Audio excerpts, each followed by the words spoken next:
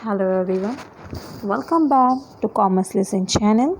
So today's our topic is related to the economics, that is concept of microeconomics. The modern economists have clearly divided the study of economics into two parts, that is microeconomics and macroeconomics.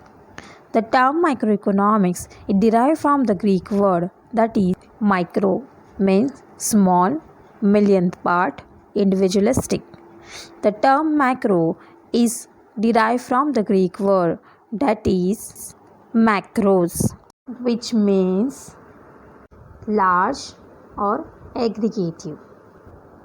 Always remember, when we are analyzing the problems of the economy as a whole, it is a macroeconomic study.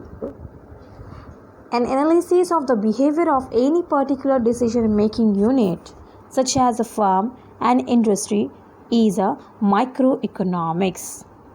Okay, I hope you understood the meaning of micro and macroeconomics. Let's see the definition of microeconomics. Microeconomics is the study of economic behavior of individual economic units. It studies the behavior of individual households, firms, industries, product pricing, and factors pricing, as well as allocation of resources. That means microeconomics theory helpful to households and individuals too. It determines how households and individuals spend their budget.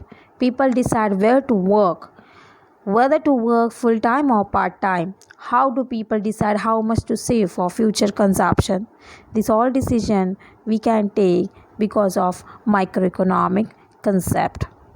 Always remember, microeconomics is a social science and it also refers as a price theory. Microeconomics is concerned with the behavior of micro variables or micro quantities such as individual demand, individual supply, individual industry. Microeconomics is the social science. It focuses on supply and demand and other forces that determine price level, making it a bottom-up approach. Okay, let's see the next point of microeconomic concept. In microeconomics, it is the demand of an individual or that of an industry that is studied and not the aggregate demand of the entire community. Likewise, the income of an individual or of an industry and not the national income of a country comes within the scope of microeconomics. In respect of employment, it is employment in a firm or in an industry that is considered in microeconomics and not the aggregate or total employment in the whole economy. Understood what is the concept of microeconomics? Microeconomics is sometimes referred to as a price theory, as prices are the core of microeconomics. That means microeconomics theory helps to manufacturer or creators that how goods and services are to be created or manufactured. That means what to do for business, what to produce, how much should be produced, choice of technology should be used, how to fix price of the commodity or services, how to promote sale, how to face price competition, how to decide new investment, how to manage profit and capital, how to manage and control stock. Hence, microeconomics is sometimes referred to as a price theory, as the prices are the core of the microeconomics. Always remember, prices are determined by the theory of demand and supply.